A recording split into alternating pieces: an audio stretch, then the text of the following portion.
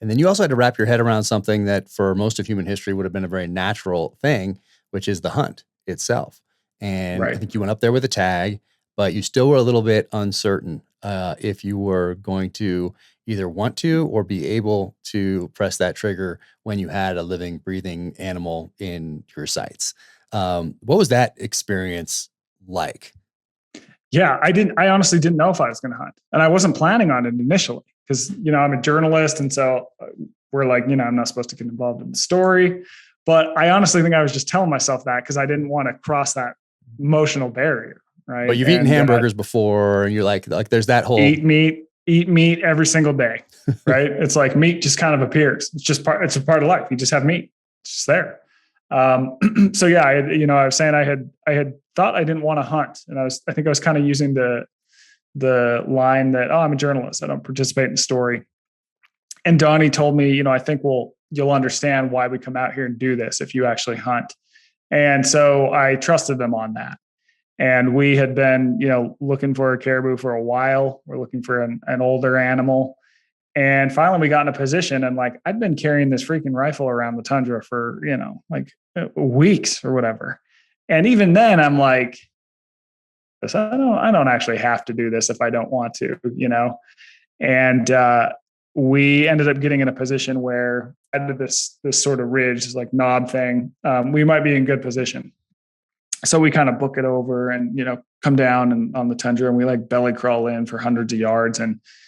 And he was right. I'm like laying there, I got my eye on the scope, he's in the binoculars, and you just see these antlers appear at the apex of this like knob. It was just like, oh my God, like just amazing animals.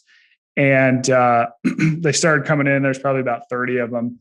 And there was one that his antlers were kind of hitching as he walked, and he had a limp, right? So he'd been injured somehow, and he's clearly very old. And so I decided, like, all right, I'm going to do this. And he ended up getting in position. It was kind of crazy because he kept going in and out of the herd. It's hard to keep him in the sight. And but eventually the herd kind of parted, and he was just right there. And I pulled the trigger once, pull it twice. And as I write in the book, it's like the animal goes down, and my initial reaction is not positive. It's like, holy shit, what have you done? Right? Like, there's no coming back from this. Like, you just killed like a living creature. And I was pretty bent up about that, and especially as we went and sort of came upon it, and just seeing it like lying in the tundra was just like, I mean, it was kind of gut wrenching, But what was interesting is that once we started breaking it down, my mind really shifted, because then I could see it, like, it started to look like meat, right? It wasn't this animal that was like, Bambi in the Disney show, or like something you see at a petting zoo type of thing, or in the zoo. It was like, this is meat. And so then I had this realization, like, dude, you eat meat like every single day, and never once have you felt a single iota of emotion or thought about the animal, like anything you're feeling right now.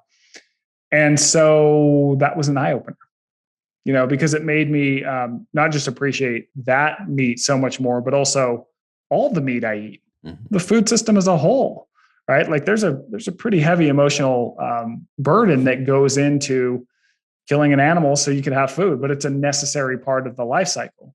And I think now we are very removed from that form of discomfort, and for good reason. And you look at how our food is presented and talked about in grocery stores, it's like, it's presented in such a way that you don't really know that most of it is boneless. We also have euphemistic words for it's, we don't talk about it in terms of like anatomy. We have cuts like, oh, ribeye, right? It's like, well, what's a ribeye? That's not like a muscle, right? It's like it's a different thing. So it was a experience that was heavy, but very necessary, and one that I really appreciate.